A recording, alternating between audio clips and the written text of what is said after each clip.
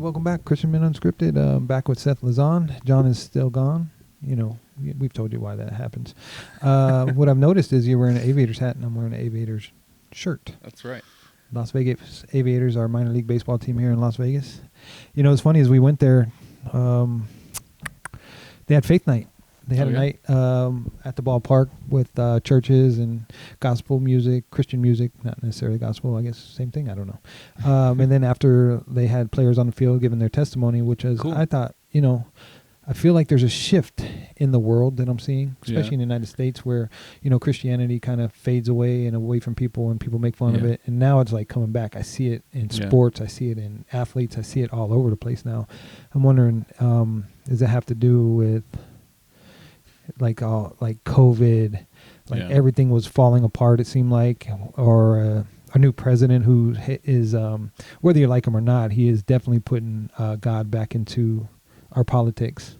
You know, we're not going to get into all that, but I do see that he's, you know, he mentions God, he prays. He said that God has a purpose for him because he saved him when he was getting assassinated. So he's putting, not religion, Jesus and God back into politics and our country.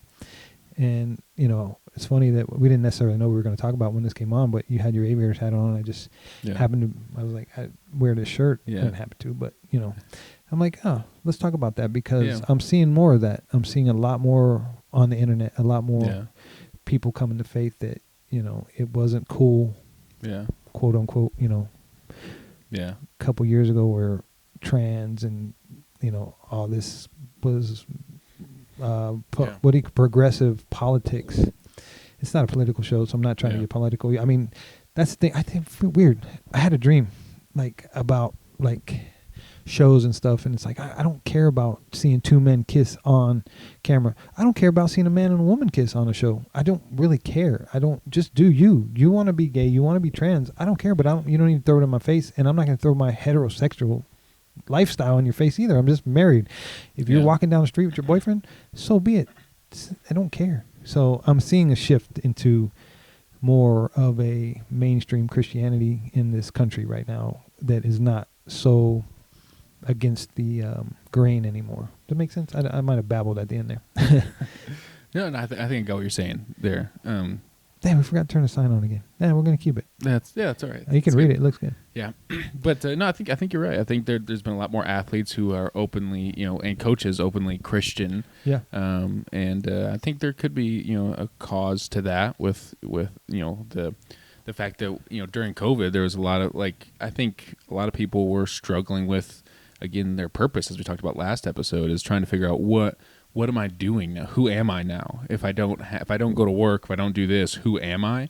And I think a lot of people realized that they weren't really anyone without what they were doing. Yeah. And I think that's an important change that's happened in a lot of athletic culture, because in athletes, you know, in athletics, that's my kid doesn't really like. My kid's playing baseball right now, but he doesn't really like it. But I'm going to force him to play another season. With my kid. Yeah. And I'm only going to force him because I'm like, you are athletic and you need to learn how to work with a team and have a purpose as a team. Yeah, it's worth working together and learning how to be a part of a team rather than your own individual, whether it's playing video games or whatever it is. Yeah. And that's a lot of these kids don't understand the importance of going outside, being together, working together with teams. At least I'm seeing in my kids' schools is there's a lot of video games, a lot of Roblox, and a lot of Fortnite and those kind of fighting games, where there's not a lot of. Is Roblox a fighting game? I don't even know what it is. I heard it all the time. Well, I don't know, honestly. There's like he does like a horror racing game thing. Called Doors and stuff. So I don't know. Hopefully we don't get like sued for mentioning the game.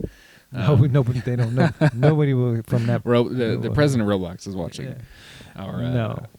But like those kinds of things, kind of he gets excited about those things. Where it's like, I'm like, I want you to get excited about working with a human, working together with just humans. Just going out and playing. You know. Yeah, I agree. That's different society now. Yeah, but. Back to your point, I think that there is an emphasis when you're working as a team with people. You know, it's, I think, having a purpose beyond the team, beyond the sport, helps you become a better teammate.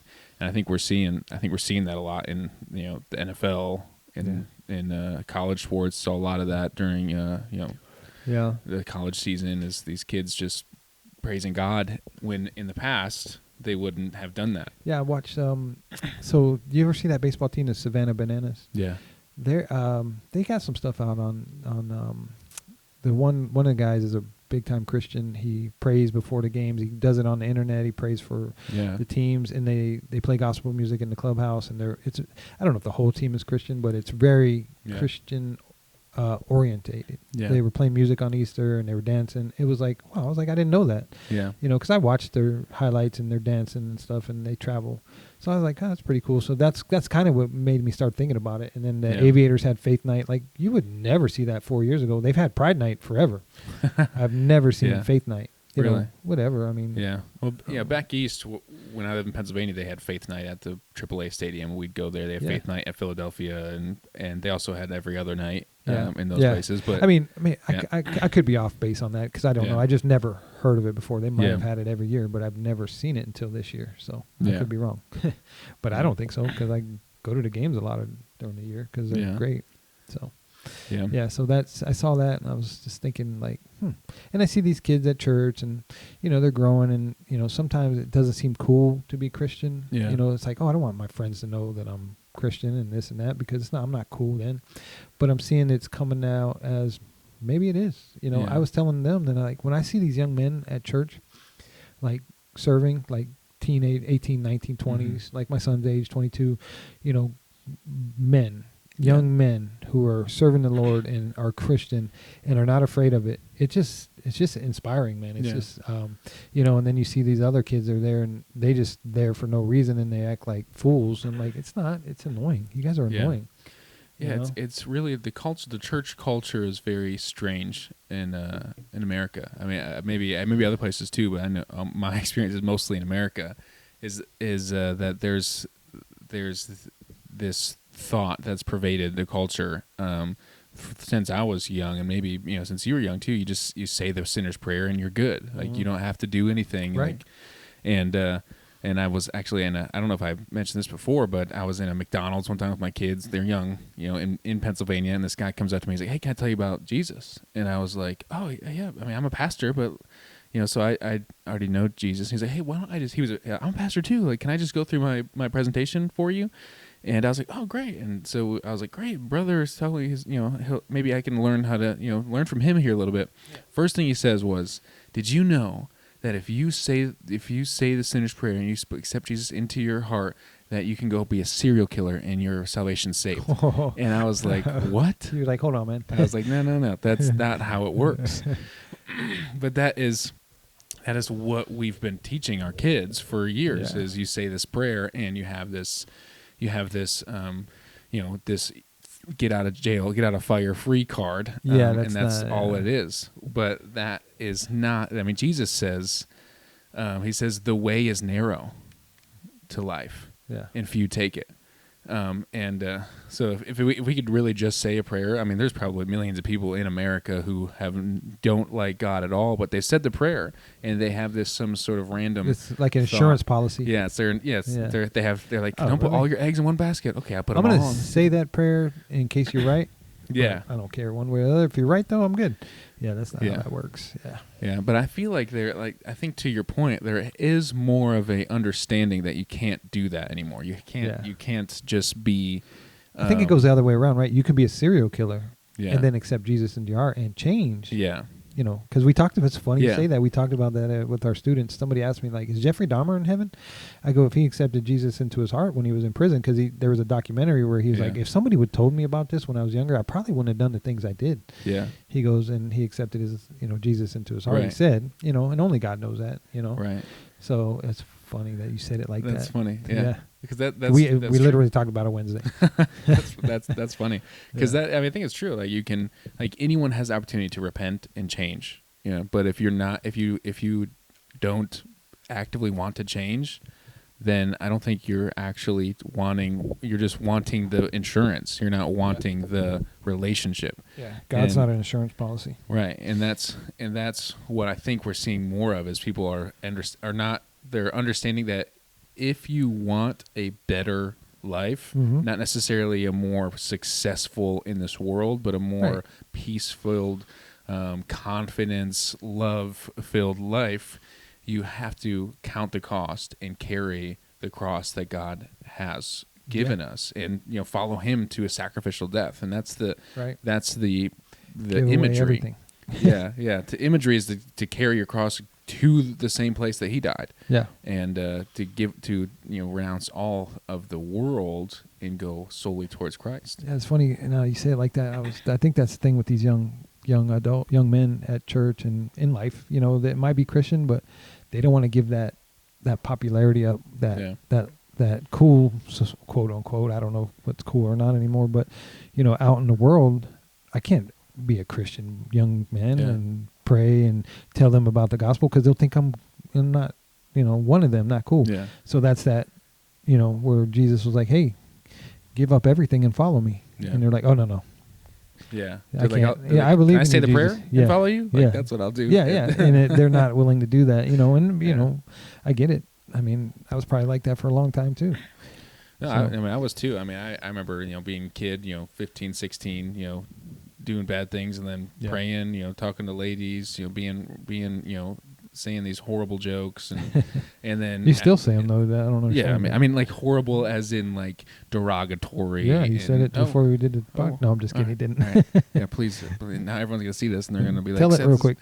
No. So I used to say these, derogatory jokes, racist jokes, those types of things because they were, funny to me. But then I remember, being convicted of it and then being like, oh man, I'm not gonna do it again. And then my friend does it again. And then I do the same thing, and then you keep going down this pathway, and then you experience this shame and guilt, and you pray, but you're actually not believing that God can change you, or actually wanting and opening and saying, "Hey, I don't want to do this. I don't want to say this." Go into your trusted people and saying, "Help me not do this." Yeah. And so you're not bringing other people into that process with you, and so you keep doing it, and then you just kind of hide it. Yeah. Because you're like, I'm ashamed of it, and I haven't changed, and maybe you don't even believe that God will change you. Right. And that, I think, is changing in our cultures because we realize that you can't have a relationship with someone, you can't have intimacy with someone, specifically God, if you are not spending more time with Him, and you're not trying to get to know Him, or not trying to bring your concerns to Him regularly. You can't just say a prayer and then all of a sudden everything's good. You have to then change your life in a way that reflects my commitment to this relationship. Yeah, and you'll want to do that. Exactly. You'll do that, and then as you get that relationship, you'll want to do that. There was that pastor was like, "Hey, pastor, do I have to stop smoking weed?" I saw it on the internet, and he's like, no, but you're going to want to. Yeah. If you really truly follow Him, you're going to want to stop. You're going to want to, and it might not come overnight. It might be a process. Like, you're going to want to stop looking at pornography. You're going to want to stop being a drunkard. You're going to want to stop doing these things as that relationship grows. Yeah. And that's basically what happened to me. I mean, I didn't start following Jesus and just stopped all the sins that I had. I didn't stop looking at porn. I didn't stop drinking. I didn't stop cursing. But quickly, these things faded away from my desires. Yeah. You desired more of a Christian lifestyle, Christian walk, and that's what we're called to do is be examples to people who aren't, and I think sometimes at churches and the Christians get a bad rap because we're human beings, and John told a story about somebody at his church who was yelling at somebody and telling them to save the seat, but we're human beings. We might not always reflect that, but we're supposed to, Yeah. No, that's true. I mean, we have all these different, I think the difference between us, and like a lot of Christians, at least in the past, have been more like, you have to dress a certain way, you have to be a certain look, and so you have these checklists of, if I collect all these checklists, then I'm good, and that can really turn you off, and that's not true. That's not how a relationship works. If my wife, I went and said, okay, I have to dress a certain way, I have to do this, so that I hit all these checklists, so that I can now be in a relationship with you. That would be no relationship at all, right? Yeah. I wouldn't. She might be like, "Oh wow, looks good. You look good now," but my heart is not in loving her. It's in in trying to get the approval of her rather than trying to love her. Right. And I think that's changing in our culture. I think we're realizing that you cannot just seek approval. You have to seek love and to have a loving relationship with the Lord, not to just live your own way. Yeah. And then add God onto it. As the insurance policy. Yeah. Yep. Yeah. I agree. Yeah. And that's, I mean, churches, pastors do it all the time. I mean, we have our own ideas of how things should go. And we just say, you know, the Lord is leading me this way, when we really just want things to go that way. I mean, people, I see it all the time. I want it to be this way. And I don't see that, you know, in the scripture it says this. Or, you know, you hear the phrases like God helps those who help themselves, you know, and those things that are just not in the Bible at all, but you use them to justify yourself. Right. Or justify why you're like, you know, like I like that you're praying, but if you know, God that helps those who help themselves, well, he wants me to come first and be with him and then to do. Yeah. You know, because that's what it flows out of relationship rather than, you know, me doing and then hopefully being accepted into the relationship. Yeah. I like it. That's good. The world is better. The world is not at the will. Yeah. Probably not. I don't know. We got a new pope though, so that's yeah, we do. Yeah, he's from Chicago, the first American. Yeah, I think I was listening. He's from Chicago, born, but I think the last 30 years he's lived in Peru. He's become a citizen. Whatever, but it's cool though. I mean, I don't know much about popes. I mean, obviously you know them. They're very out there because of their position. Yeah, you know, being the head of the Catholic Church. Yeah, you hear them all the time. You know. Yeah, and I think it's the first time I ever saw how they did it with the black smoke and then the white smoke. I was like, oh, that's pretty cool. Yeah, you know, Vatican City. It looks pretty cool. I've never been. It'd be like an awesome place to go visit. Yeah, I know. I'd love to travel the world. So even that, I mean, I was watching that, and there's so many people out there watching the smoke come out of the thing. I'm like, it's good, man. Yeah, you know, I thought it was cool. Yeah, I mean, and I think because the important thing you want for the Catholic Church is whether or not you believe in the papal system, which I don't think anyone listening to this would probably fall into that category. But if you do, what you want from the Catholic community is a man who loves Jesus. Mm-hmm.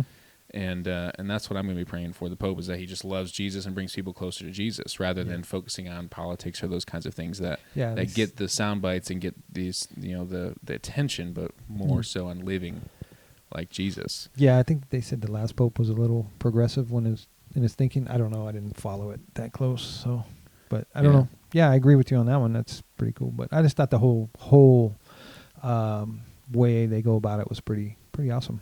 Yeah. And Did you ever watch the Conclave movie? No, I've seen it. How long has that been out? I don't know, but I saw it for the last like 6 months or so on like Amazon. Maybe that's where I've seen it. I don't know what it's about. What is it about? It's about the picking the Pope. Picking the Pope. Yeah, because that's what it's called. Okay. Yeah. So I was like, I was gonna watch it. You know, I heard that the first part of it, like the 90% of the movie is great, and the last part's like a little strange. Oh, really? But it goes through the whole system, the political stuff, and those things like that that kind of go through the process. But you know, I like movies. You know. Yeah, I do too. Yeah. That's the other thing. I've seen a lot more Christian movies. Yeah. Yeah. Better Christian movies. Better Christian movies. The Chosen. We're watching that. House of David. Yeah. I don't know. Yeah, a lot of that. I've been watching the Equalizer movies on Netflix 2 and 3 with Denzel Washington. I want to watch number 3. It's really good. Yeah. They're all really good. Yeah. Yeah, he's pretty cool. Yeah. What else? The thing I like about those movies is that a lot of killing. like the Equalizers is there's so much killing. Yeah. There's so much killing, but you know, ultimately like the Beekeeper. Did you watch that one? Yeah, we watched that one. Yeah. I mean, but it's the classic good versus evil. Yeah. Yeah. You know, Vengeance. We've talked about that. Vengeance movies. Yep. Yeah, and when you have good versus evil, it's a great. It kind of helps you feel like wrong is going to be made right. Like wrong is being made right in these movies. Yeah. Right. And I think it goes back to our desire for the wrong to be made right in this world. Yeah. And I think a lot of people, a lot of guys specifically, like those movies because we were hoping for the day when there will be all things be made right again and evil will be punished. Yeah. And that's why Christianity's coming back in the United States. Yeah. That's funny. Any other movies you've seen? We're going to watch Conclave. Now I want to watch it. I want to watch it too. I haven't seen it. But I saw a movie recently, the Minecraft movie. Oh, really? Yeah, that was my kid. I actually enjoyed it. I didn't know much about it, but I thought it was kind of fun. Like, it was interesting and funny. I mean, I heard that there was some weird things happening, like they're rioting. Like, I've heard that too. Tearing up the theaters and stuff. Yeah, because people are also insane. Yeah. And I think no problems at yours. No problems on ours. Yeah. Okay. I mean, it was at the Cinedome. Oh yeah. In Henderson, which is like $5 a ticket. It's the oldest theater in town, I think. I know, and I love it. Other than the drive-in. Yeah, I love it because that's $5. Yeah, $5.95. Yeah, it's like. And the snacks are cheaper too. Yeah, they are. That's Not good. much, but a little. Yeah, I love movie theater popcorn. Yeah, my wife does too. That's like if I go. Sometimes, actually, it's happened a few times where I've gone to the movie theater, bought the popcorn, and left. Yeah, we've done that. Yeah. Yep. Okay. All right. I'm not the only one. No, you're not. My wife likes it. We'll go to South Point, get popcorn, and leave. Yep. Yeah. Yeah. I love that. We've probably done it once or twice. I don't know. Yeah. But maybe we haven't. Seems like we have though. Yeah. But she does. She loves movie theater. And then, like if we go and she doesn't go, we have to bring it home. Yeah. But I saw another Christian movie that I watched because I'm going to watch the sequel. Was The Accountant. Okay. Because The Accountant 2 is out. You know, my son being an accountant. I'm like, yeah, this is a movie about you, man. Not really. Yeah. He's not that kind of accountant. But a pretty good movie, man. The first one. And we're going to go see the second one, I think this weekend. Yeah. Okay. Yeah. You haven't seen the original Accountant with Ben Affleck? No. Where he's an assassin and an accountant? I've never been a big fan of his. No, I mean, I'm not a big fan, but it's a really good movie. Okay. Yeah. You got to watch it. It's on one of those streamings. Right. Yeah. So. I always thought he was a horrible person. Oh, really? Why? I don't know. I don't follow. He's been married to. He was married to what was it? J-Lo twice. J-Lo twice, and then Garner. Oh yeah, Jennifer Garner. Yeah. Jennifer Garner's like the sweetest person. And how do you He's from Boston, man. Those guys are jerks. Yeah, no, and then he won't change for J-Lo, and then he gets divorced and all these. Yeah, that's a weird dynamic. So he just doesn't seem like a good guy. And also I thought he was horrible in Armageddon.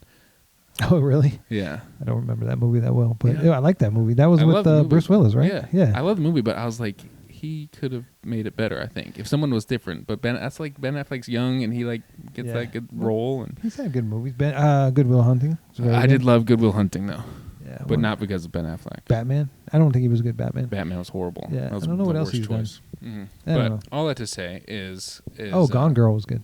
Oh, I hated that movie. I was so scared. Brit. We went to go see it at the theater. And she would like the monotone voice. Yeah. Like she would sometimes be like, "Hi, Seth," and kind of mimic that thing. Yeah. I'm like, "Please stop it!" Like, so she would do that voice. So that's why I hate that. It was a good movie itself, but I don't like it because now Brit torments me. Well, at least now we got more Christian movies we can watch. So that's true. And and just The Forge was a good Christian movie. I hadn't seen that one. It was good. You should watch it. Okay. That's true. It came out recently, right? Yeah, last year.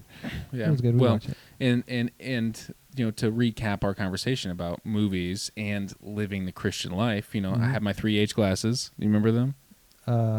Does honor? I don't remember. Honor God, happy, and no. What?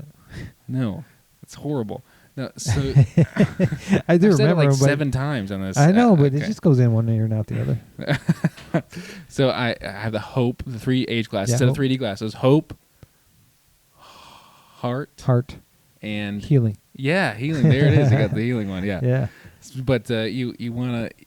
The essence is that all of creation speaks to the glory of God, as it says in Romans, and even the people who create movies, even bad movies, like there are elements that are speaking to the reality of eternity and the reality of a Savior, whether it's Equalizer or whether it's there's this essence of someone is going to make it right, and so you look at those movies and you look at what's the message, what is being communicated, and the heart is what are these characters, how are they living, and then the healing is what is the pure and the lovely and good things that I can take from this. That's really good, man. You're such a nerd. I am a nerd. That was good. No, I agree. So when we go through, when we engage in media, when we engage in movies, how are we are we focusing on the things that are lovely and good, or are we focusing on the things that are bad and ugly in this world? And there's a lot of bad and ugly that you can focus on. Oh, yeah. But if you can't focus on the lovely and good, which there are so many things out there, whether it's the mountains, the sunshine, whether it's the rivers, the lakes, wherever you're at, there are so many wonderful things that are around you. You can focus on those things rather than focusing on the bad and the ugly. Not discounting the bad and ugly, like it is there, but we'll also recognize that there is a God who is above and over everything, and He will make all things new in the end. I like it. You've wrapped it up really nice for 2 episodes in a row without John. Maybe we should just kick him off. No, I miss him. Yeah, we miss him. All right, man. We'll wrap it up. See you guys next time. All right. Oh, I should say be blessed. Just like John. You did. Okay. Be blessed. Right, there you go. Yeah.